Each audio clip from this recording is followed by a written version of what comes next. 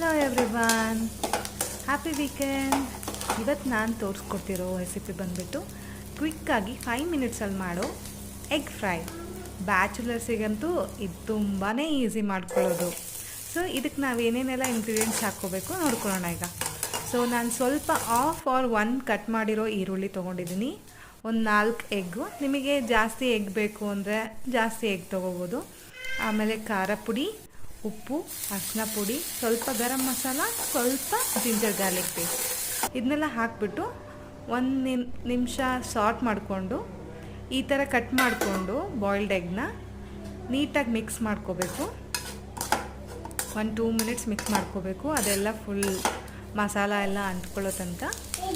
ಆಮೇಲೆ ಒಂದು ಸ್ವಲ್ಪ ಕಟ್ ಮಾಡಿರೋ ಕೊತ್ತಂಬರಿ ಹಾಕ್ಕೊಂಡು ಸ್ವಲ್ಪ ಮಿಕ್ಸ್ ಮಾಡಿಕೊಂಡ್ರೆ ಎಗ್ ಫ್ರೈ ರೆಡಿ. ತುಂಬ ಈಸಿ ಇದು. ಸೊ ಯಾವಾಗಾದ್ರೂ ಟೈಮ್ ಇಲ್ಲ ಅಂತ ಹೇಳಿದಾಗ ಬ್ಯಾಚುಲರ್ಸ್ ಆಗಿರ್ಬೋದು ಅಥವಾ ವರ್ಕಿಂಗ್ ಪ್ರೊಫೆಷ್ನಲ್ಸ್ ಆಗಿರ್ಬೋದು 5-10 ಮಿನಿಟ್ಸಲ್ಲೇ ಈಸಿಯಾಗಿ ಮಾಡ್ಕೋಬೋದಾದಂಥ ರೆಸಿಪಿ ಇದು. ನೀವು ಮನೇಲಿ ಟ್ರೈ ಮಾಡಿ ಹೇಗಿತ್ತು ಅಂತ ಕಮೆಂಟ್ ಬಾಕ್ಸಲ್ಲಿ ನಂಗೆ ಹೇಳಿ. Thank you.